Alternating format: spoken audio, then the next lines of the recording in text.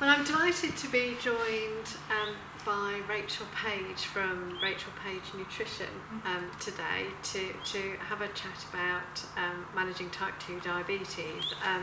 We met and spoke about the impact that food and drink has on managing type 2 diabetes.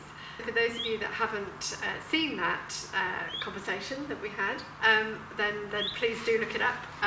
It's there for you to view on our blog page. So again, as I said, I'm delighted that Rachel's having another conversation around diabetes. And we, at the end of the last chat that we had, we were talking about the importance of the individual as a whole, so to speak. So not just about looking at food and drink in isolation, that whether you're somebody that's looking after somebody with type 2 diabetes, or you're a healthcare professional helping them manage it, or the person yourself, you know, what other aspects you need to think about and have an impact on your health and in particular your diabetes. So I shall let Rachel introduce herself once again, for those of you that don't know who she is, and then we'll see where we go with our chat. Okay.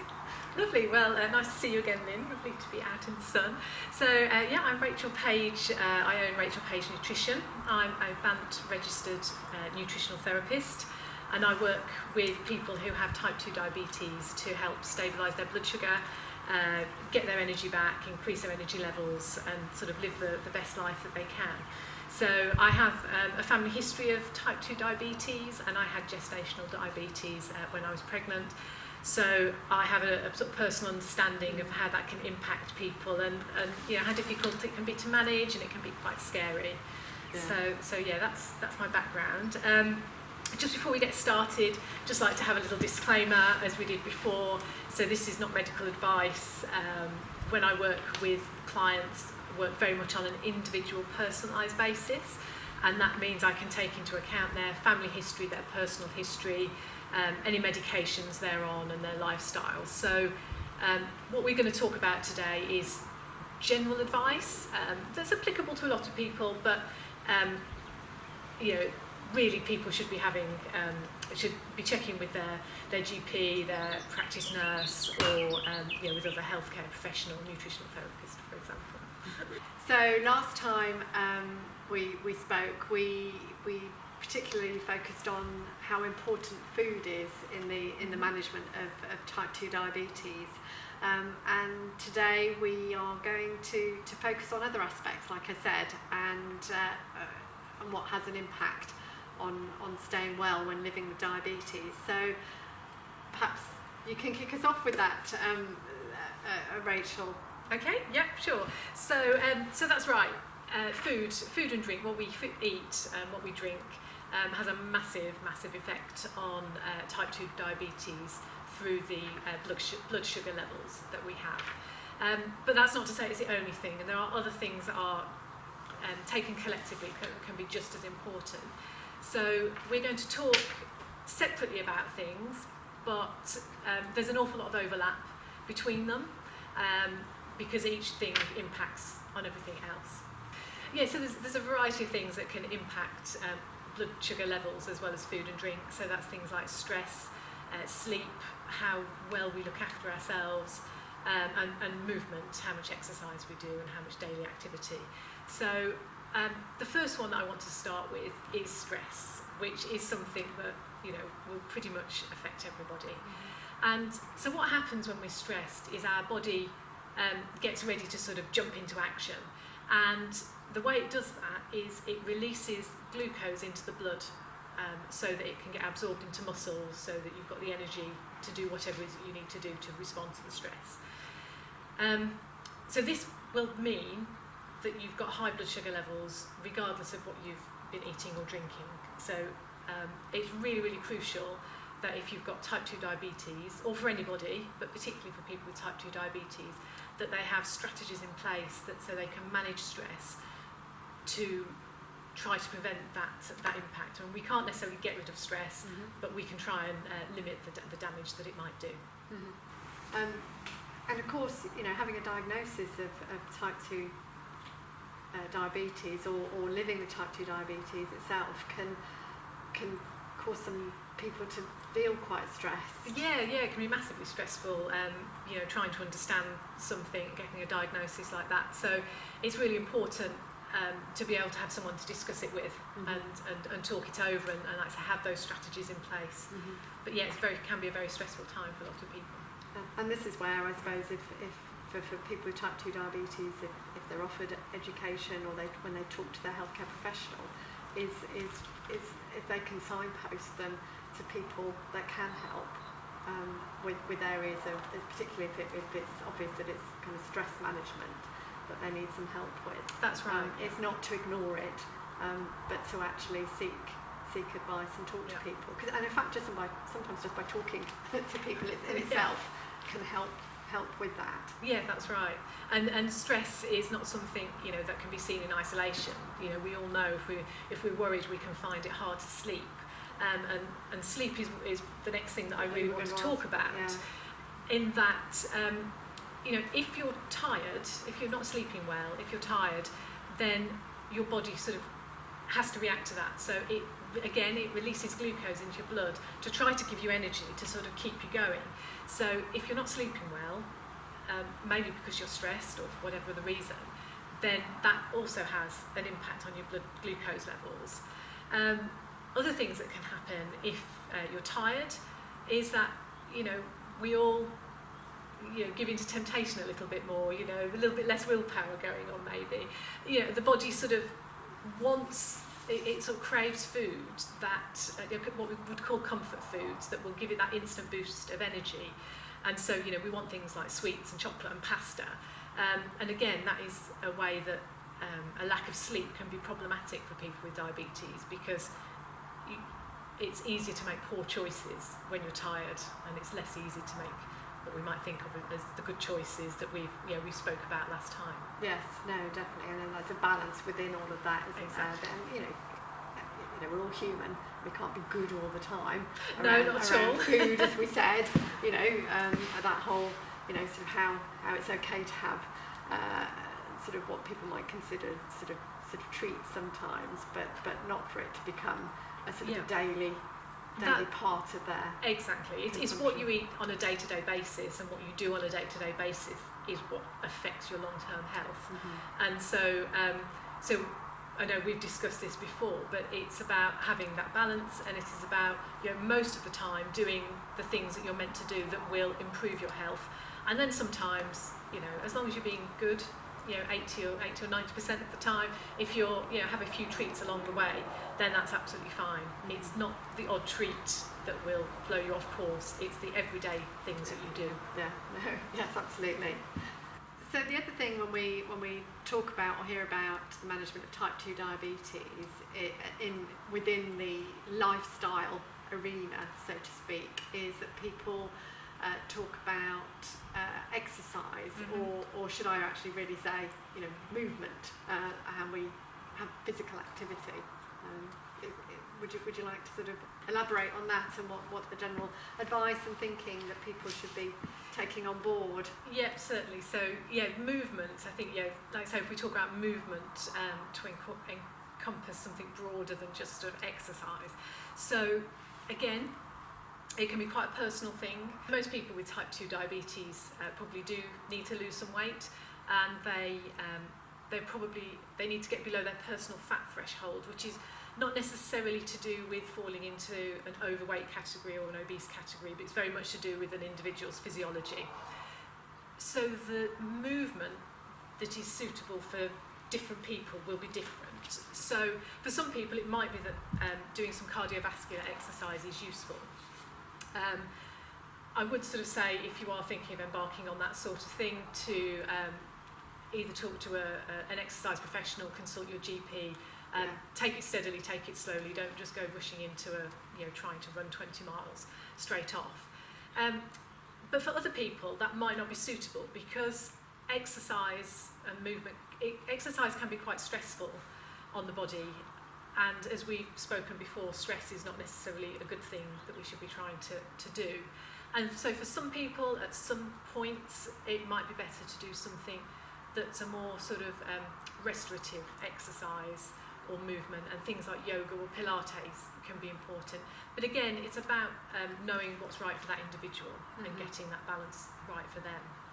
In terms of movement, there's other things that people can be doing. So they can be walking more, cycling more, even things like gardening and cleaning, can be good movement. You're not sitting still all the time. So it's that sedentary exactly situation they're trying to avoid, or you sort of encourage them to avoid, isn't it? Really? Yeah, it's trying to incorporate movement into your daily life. Taking the stairs instead of taking the lift, and those sorts of things. So the more activity that you can do, and that is actually far more beneficial than going for a run once a week. It's the everyday things, like we said with food. It's the things that you do every day that really make the difference, rather than the things you do as a one-off. Yeah, and if people recognise the fact that it isn't always about that kind of formal exercise that they've got to fit in, it's about what their daily life looks like and what works with that, and knowing that doing sort of the gardening, the housework, the walking down to the post box, or the news agents or whatever, is part of that. And if they can do a little bit more of that, or the things that they enjoy. It's finding the things that they can enjoy as well. Yes. They're more likely to they're the things you will carry on doing. Absolutely. So telling somebody to go to the gym or to do a run, when actually years ago they used to quite enjoy going for a swim from time to time. It's like, okay, well let's look at how you can incorporate that in to some of your sort of movement. Yes. Well, actually, you've just mentioned the gym, which is great, because something else that's really important is having muscle mass. So I'm not talking about becoming a bodybuilder, but it's or weightlifters. No. But if people want to do that, that's fine. But there are some definite benefits of making sure that people either slightly increase or maintain their muscle mass, particularly as they get older. So we know that people become frail, and therefore they're more likely to have a fall, and that can be very detrimental in terms of health outcomes. Yes. But for people with type 2 diabetes particularly, one of the ways to get blood glucose lower is to get that glucose out of the blood and into muscle cells. If you've got more muscle cells, there's more storage facilities for that glucose. So by having higher muscle mass, actually people can improve their risk of diabetes, or if they have diabetes, their management of it by increasing their muscle mass. So that can be going to the gym, as you mentioned, or people can do it at home, a bottle of water, hold a couple of bottles of water to do some arm exercises, or use their body weight as resistance, things like press-ups. So there's the movement and activity side, but actually sort of making sure that people maintain their muscle mass is really important as well. Definitely, and as they age too. I know we've had conversations about this before, haven't we? And also the sort of the impact and the relationship between sort of frailty and type 2 diabetes is a whole other whole other subject matter, but it's really important. And as people age, if they can sort of make sure that they're likely to become more frail, if they can mitigate that by movement, by some sort of activity, sort of resistance and endurance of things, and even if it's just simply by being able to sort of stand up and sit down and walking and changing directions, and encouraged to do that within their own capabilities, is really important, rather than again just become very sedentary. Is not going to help them, or their resilience is going to just decline quite significantly. So of course as well, perhaps because of the coronavirus pandemic, there's been more and more resources have been available online for people. There's been an explosion, hasn't there, in all aspects of our life, and this is also, it also includes exercise, I'll try not to use that word, physical activity and movement, guidance and help. There's a wealth of information and resources around that out there. including, I'm really pleased to see, for people that are perhaps less physically able, so people search and they can find chair-based exercises to help maintain their good muscle strength, their muscle mass, because that will help. Well, that will help any of us, but particularly people with type 2 diabetes. That's it, yeah. There's a whole range of things out there, just finding the one that is right for that person. For you. So sort of what other aspects are there around for people for better managing their diabetes? Obviously other than food, are there other things that they can implement or think about or take on board? Yeah, there definitely is. So, firstly, there's a couple of things, but firstly, I would say that self-care is really important for people, and this is regardless of where people are on the health spectrum, whether they are just looking to improve their health, if they are in a pre-diabetes sort of state, or if they've been diagnosed with diabetes, wherever they are. It's really important if people are kind to themselves, because we tend to talk quite harshly to ourselves. We're quite hard on ourselves, and that can be really stressful, and that can activate the stress response that we spoke about earlier. So and then it comes around the whole exactly. cycle again. So if you're kind to yourself, then you shouldn't be activating that stress response, which will help to sort of manage your blood sugar levels. So that is something that's really, really important. And thank you. Thank you for reminding us all. Actually, really, that's important. We can all take that on board, really, can't we? And improve things for ourselves and being a bit kinder. Exactly. And then another thing I would just like to touch on is willpower, and this is connected in many ways to how we talk to ourselves, because sometimes if we do end up eating something that we know we shouldn't, actually we can be really hard on ourselves and say, oh, how could you let yourself do that? But I'd like to think about it differently, because actually I think we can't rely on willpower alone. What you need to do is to plan. And if you plan for things, it will be a lot easier to stick to the things that you should be doing and should be eating. So you need to recognise where your weak spots are. So if you're coming in from work and you go to the biscuit tin, or when the children go to bed, then you go to the biscuit tin, then what you really need to do, and what would be really helpful, is get rid of the biscuits in the biscuit tin. Because if they're not there, you can't eat them. But in addition, what you need to do is find something that you will like that won't have that impact on your blood sugar levels, so that you know that when it comes to it, you can go and get a sort of healthy alternative that will be just be much better for you. So it's not about never having that chocolate biscuit ever again. It's like we said, it's that balance, and it's just making sure that it's not a regular thing. It's not every time. Absolutely, and as you say, if you've got other alternatives that are tasty alternatives, exactly, that you can grab when you need to, and then you feel that you're doing the right thing more often. Yes. And I like the way that you say about planning. It's again, with everything with our lives, if we've got the tools with which to sort of cope with a situation, whatever it be, and that can be in all aspects, with coping with stress, but coping with food.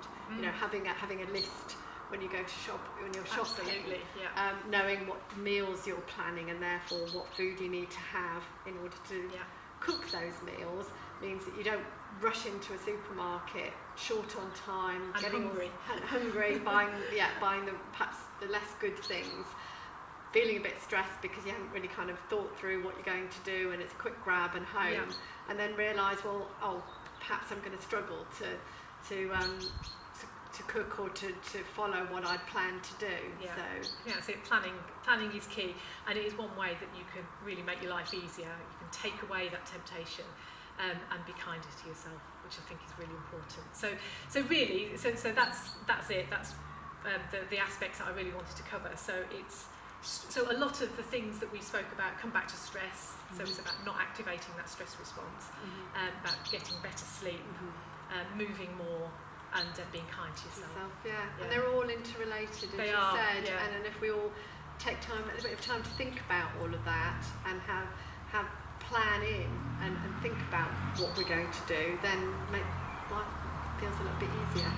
Thank you for sharing some of those little tips and advice that people can take on board, perhaps. And for some people, it might be just reminding them that they know a lot of that, but we sometimes kind of slide away from it. So easy to do. and for those that don't and feel that they need to sort of implement something better in their lives to help them manage their diabetes, hopefully that's given them some thoughts, some food for thought, and some help That's right, in yeah. starting that process. And so really, I suppose it'd be, how can they find out more? Certainly from your point of view of getting some support. Okay, so 2 ways really. So firstly, if they just want to have a little bit more of a look and find out a little bit more about me, my website is rachelpagenutrition.co.uk. You can have a look on there, and through there you can book a phone call with me. I do a sort of free half-an-hour phone call to see how we could work together. Or if people would prefer, if they want to email me, my email address is rachel@rachelpagenutrition.co.uk. And I'd be really happy to have a chat with people and get started on helping them manage that type 2 diabetes. No, that's great. Thank you. Thank you. It's been a pleasure, Lynn. Yeah, it's been a lovely. We've been lucky with the weather, so we've been able to socially distance and do this session outdoors. In the So sun. yeah, perfect. Thank you.